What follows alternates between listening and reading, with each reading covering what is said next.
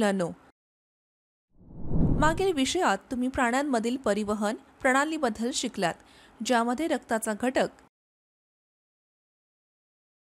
रक्तवाहिन्यांची रचना आणि कार्य तसेच मानवी हृदयाचा समावेश आहे. या विषयात तुम्ही प्राण्यांमधील परिवहन प्रणालीचे प्रकार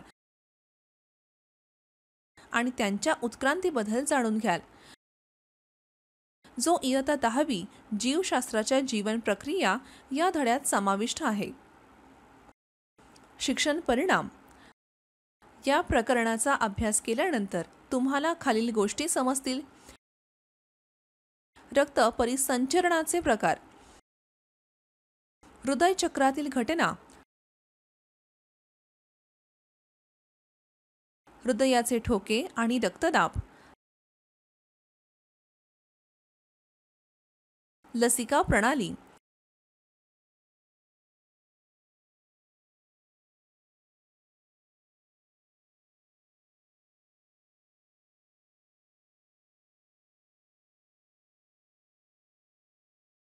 रक्त गोठण्याची प्रक्रिया, प्राण्यांमध्ये परिवहन प्रणालीची उत्क्रांती. मुख्य शब्द: प्रणालीलगत परिसंचरण,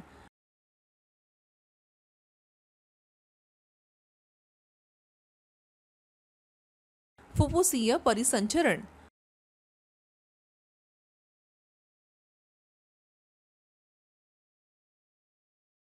हृदयाचे ठोके, नाडी,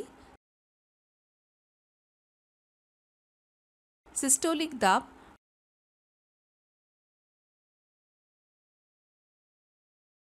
डायस्टोलिक दाब,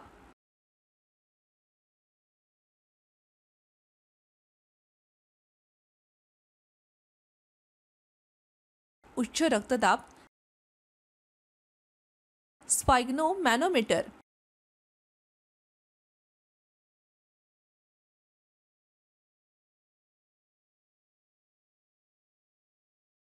लसिका.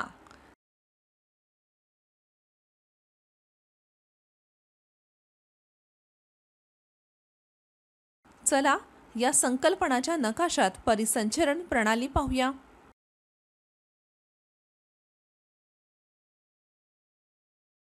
रक्त परिसंचरणाचे प्रकार. आपल्या शरीरात रक्त प्राणवायू संपन्न ऑक्सिजनेटेड आणि प्राणवायू विरहित डिऑक्सिजनेटेड स्वरूपात फिरते. प्रणाली रगत परिसंचरण.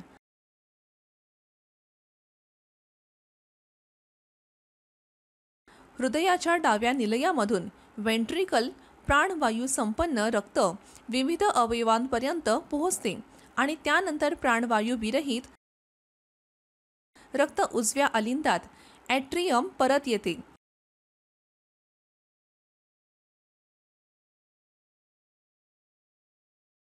महाधमनी एओर्टा शरीरातील सर्व अवयवांना प्राणवायू संपन्न रक्त पुरवते. फुफ्फुसीय परिसंचरण. फुफ्फुसीय परिसंचरण उजव्या निलयामधून सुरू होते.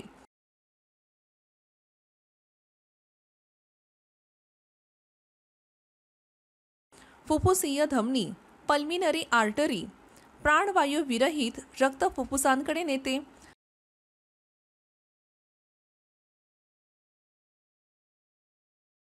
फुफ्फुसीय शिरा पल्मिनरी वेन्स फुफ्फुसांमधून प्राणवायू संपन्न रक्त गोळा करून डाव्या अलिंदाकडे नेतात.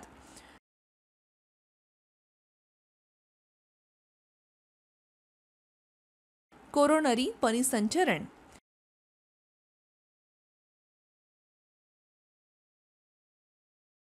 हृदयाच्या स्नायूंना कार्डियक मसल्स रक्त पुरवठा होण्याच्या प्रक्रियेस कोरोनरी परिसंचरण म्हणतात. कोरोनरी धमन्या हृदयाच्या स्नायूंना प्राणवायू संपन्न रक्त पुरवतात.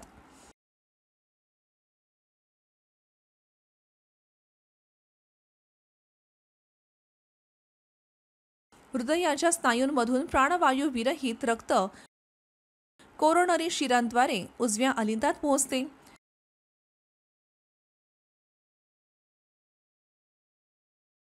दुहेरी परिसंचरणात रक्त एका पूर्ण चक्रात हृदयातून 2 वेळा प्रवाहित होते आणि प्राणवायू संपन्न व प्राणवायू विरहित रक्त एकत्र मिसळत नाही.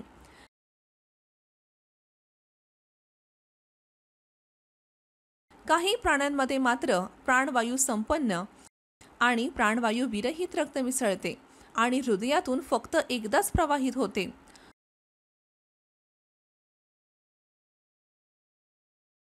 अशा प्रकारच्या परिसंचरणाला एकेरी परिसंचरण म्हणतात. उदाहरणार्थ मासे, उभयचर, ॲम्फिबियन्स आणि काही सरीसृप, रेप्टाइल्स.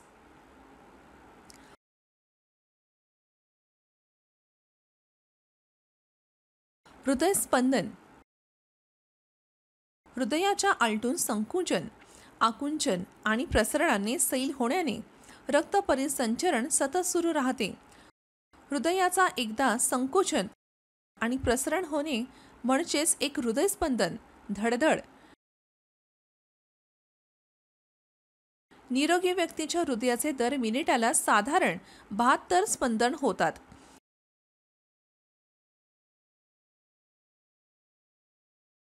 हृदयस्पंदनाच्या वेळी लुब्ब आणि डब्ब असे 2 प्रकारचे आवाज ऐकू येतात. प्रत्येक स्पंदनात साधारण 75 मिली रक्त हृदयातून बाहेर पाठवले जाते. नाडी स्पंदन. जेव्हा हृदय धडकते तेव्हा रक्त धमनीमध्ये जोराने ढकलले जाते. रक्ताचा हा दाब धमनींना विस्तार देतो आणि यालाच नाडी स्पंदन म्हणतात.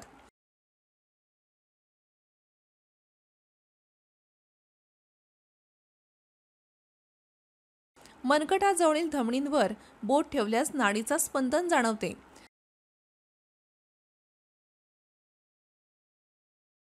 सामान्य नाडी दर 70 ते 90 स्पंदन प्रति मिनिट असतो.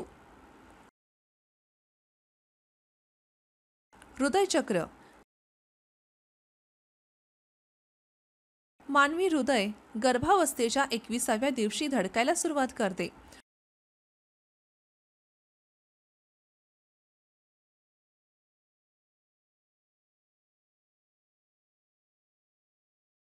हृदयाचा धडक थांबल्यास व्यक्तीचा मृत्यू होतो. एकदा ॲट्रिया आणि व्हेंट्रिकल्सचे आकुंचन आणि शिथिलीकरण होणे म्हणजे एक हृदयचक्र होय.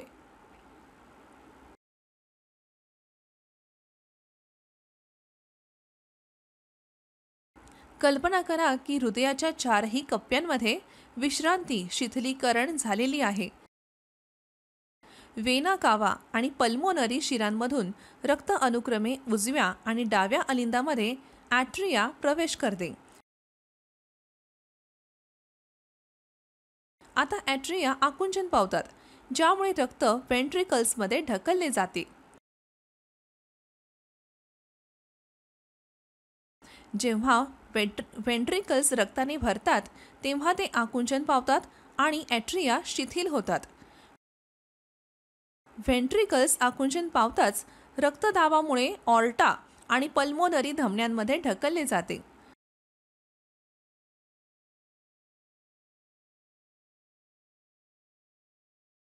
ॲट्रिया आणि व्हेंट्रिकल्स दरम्यानच्या छिद्रांना झडपा व्हॉल्व्स बंद करतात. या झडपा जबरदस्तीने बंद होताना लुब्ब हा पहिला तीव्र आवाज ऐकू येतो. जेव्हा व्हेंट्रिकल्स शिथिल होतात तेव्हा त्यातील दाब कमी होतो.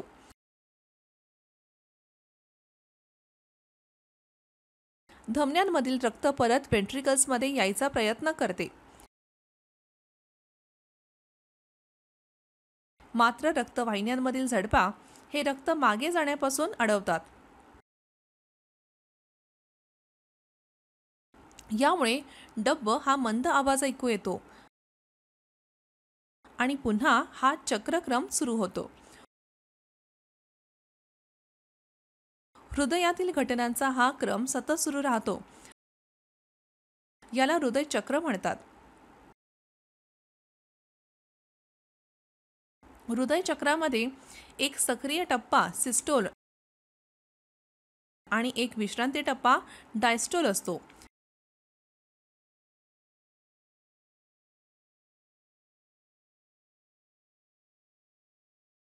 संपूर्ण प्रक्रिया सुमारे 0.8 सेकंदात पूर्ण होते. ॲट्रियल आकुंचन होण्यासाठी 0.11 ते 0.14 सेकंद लागतात. वेंट्रिकल्स आकुंचन होण्यासाठी 0.27 ते 0.35 सेकंद लागतात. रक्तदाब. रक्तवाहिन्यांमधून प्रवाहित होणाऱ्या रक्तामुळे त्यांच्या भिंतीवर पडणारा दाब म्हणजे रक्तदाब होय. धमन्यांमध्ये रक्तदाब सर्वाधिक असतो. तो अरुंद रक्तवाहिन्यांमध्ये आणि केशवाहिन्यांमध्ये हळूहळू कमी होतो.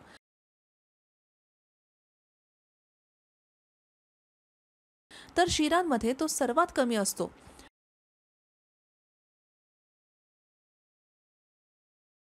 रक्तदाब 2 प्रकारांमध्ये व्यक्त केला जातो: सिस्टोलिक संकुचित आणि डायस्टोलिक शिथिल दाब. सिस्टोलिक दाब. वेंट्रिकल्स आकुंचन पावताना सिस्टोल दरम्यान डावे व्हेंट्रिकल्स संकुचित होऊन रक्त ऑर्टामध्ये ढकलले जाते.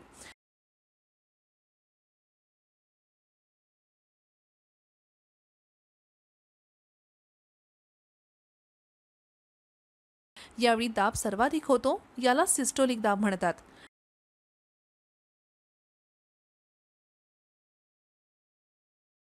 डायस्टोलिक दाब.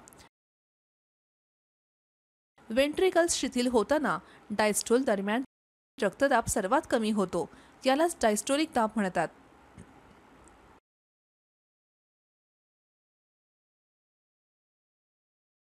सामान्य रक्तदाब 120/80 मिमी ते 139/89 मिमी पाऱ्याच्या स्तंभा इतकाच असतो.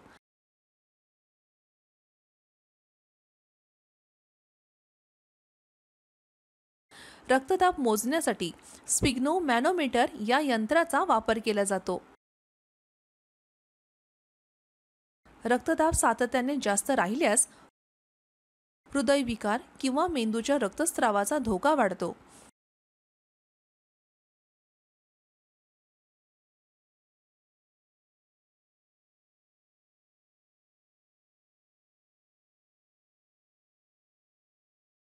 रक्तदाब अत्यल्प झाल्यास चक्कर येणे, अशक्तपणा आणि थकवा जाणवतो.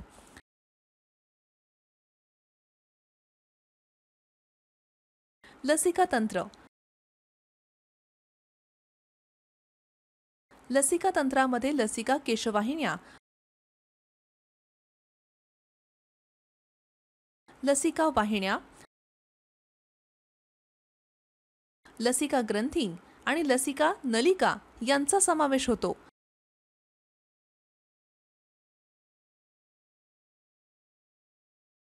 लसिका हा द्रव पदार्थ लसिका तंत्रामधून वाहत असतो. लसिका केशवाहिन्या एकत्र येऊन मोठ्या लसिका वाहिन्या तयार करतात.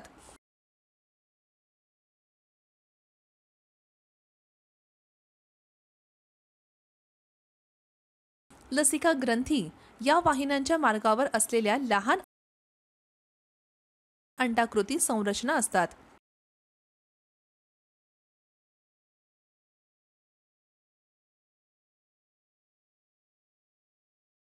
लसिका.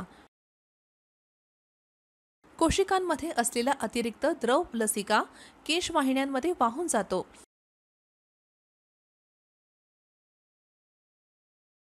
हा एक रंगहीन द्रव असतो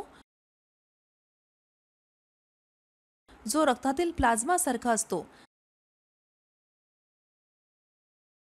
पण त्यामध्ये प्रथिने कमी प्रमाणात असतात.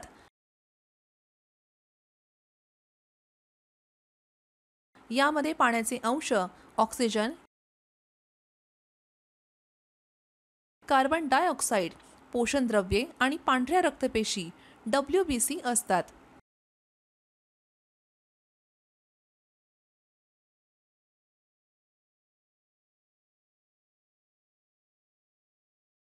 लसिकेचे कार्य. ज्या भागांपर्यंत रक्त पोहोचू शकत नाही तिथे लसिका पोषण द्रव्ये आणि ऑक्सिजन पुरवते.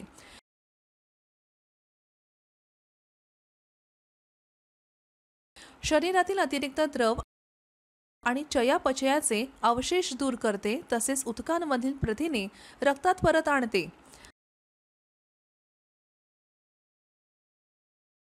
आंत्रातील सूक्ष्मरोम विलाई मधील लसिका केशवाहिन्या लेक्टिल्स अन्नातील पचन झालेले चरबीचे अंश शोषून घेतात आणि त्यांना रक्तात पोहोचवतात. लसिकेमधील लसिका पेशी शरीराला संसर्गापासून संरक्षण देतात.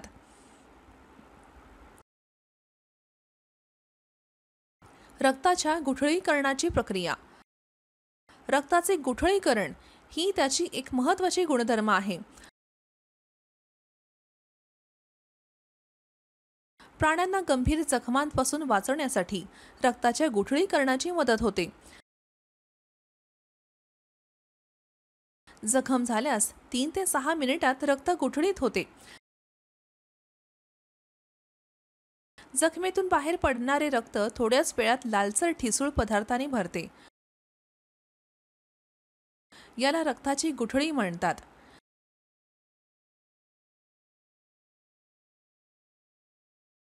रक्त बाहेर पडताना प्लेटलेट्स थ्रोम्बोकायनेज नावाचे एन्झाईम सोडतात.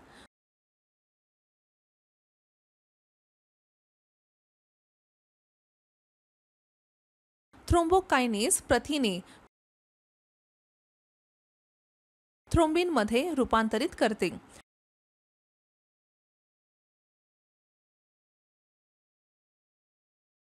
थ्रोम्बिन एका विद्रव्य पदार्थात फायब्रिनवर क्रिया करून त्याला अघुलनशील फायब्रिनमध्ये बदलते.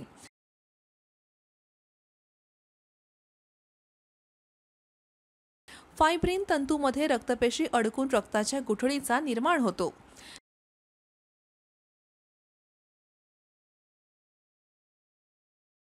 ही फायब्रिन तंतू जखमेच्या कंडांशी चिकटून राहतात व जखम लवकर भरून येते. गुठळी झाल्यानंतर पांढरट पिवळसर रंगाचा द्रव दिसतो, त्याला सीरम म्हणतात.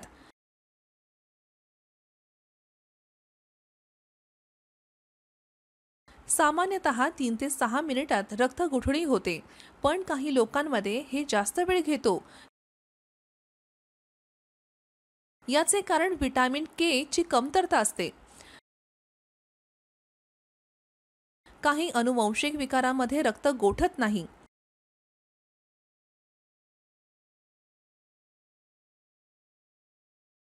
हिमोफिलिया हा एक अनुवांशिक विकार आहे जो जवळच्या नातेवाईकांमध्ये विवाह झाल्यास मुलांमध्ये दिसतो.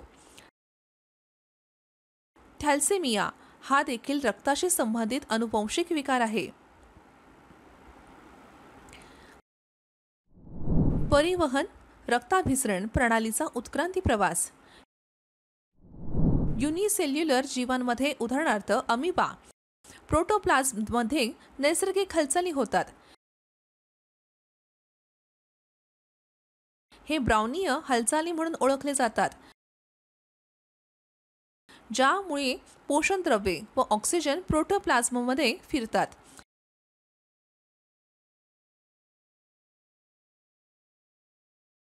ही सर्वात सोपी आंतरकोशिक वाहतूक प्रणाली आहे. तो अनेक पेशीय प्राण्यांमध्येही पेशीतील प्रोटोप्लाझ्माच्या हालचालींनी कार्य करतो.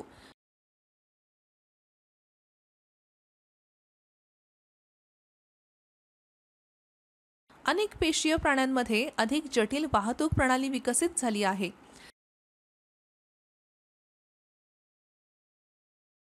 स्पंजासारख्या पराजोवान प्राण्यांमध्ये वाहतुकीसाठी समुद्राचे पाणी वापरले जाते आणि फ्लेजेलाच्या हालचालींनी ते स्वतःचे प्रवाह निर्माण करतात.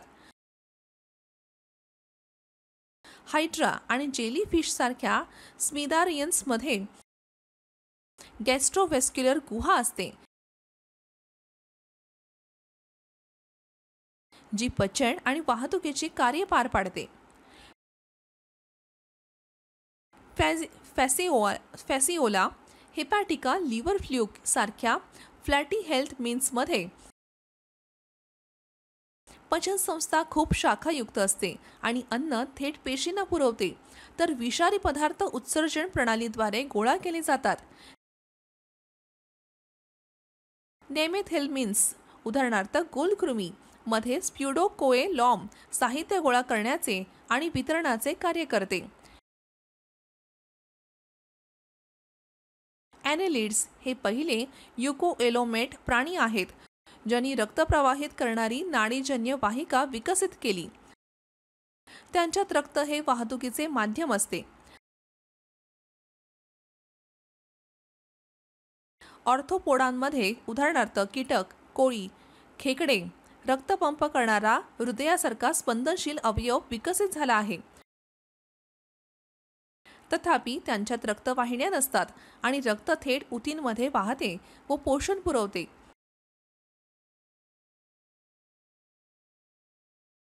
ऑक्सिजन श्वसन संस्थेद्वारे थेट उतींना पोहोचतो. यालाच मुक्त रक्ताभिसरण प्रणाली म्हणतात.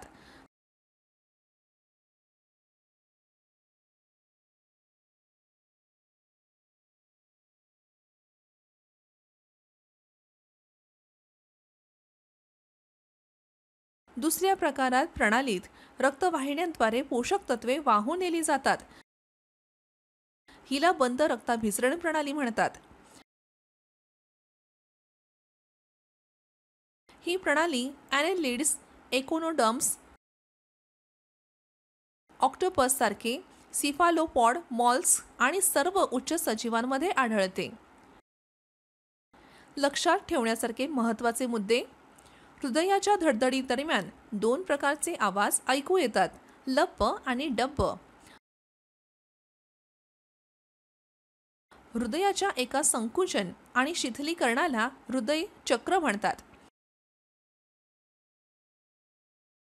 जर रक्त हृदयात फक्त एकदाच प्रवेश करत असेल तर त्या प्रणालीला एकेरी रक्ताभिसरण म्हणतात. जर रक्त हृदयात 2 वेळा येत असेल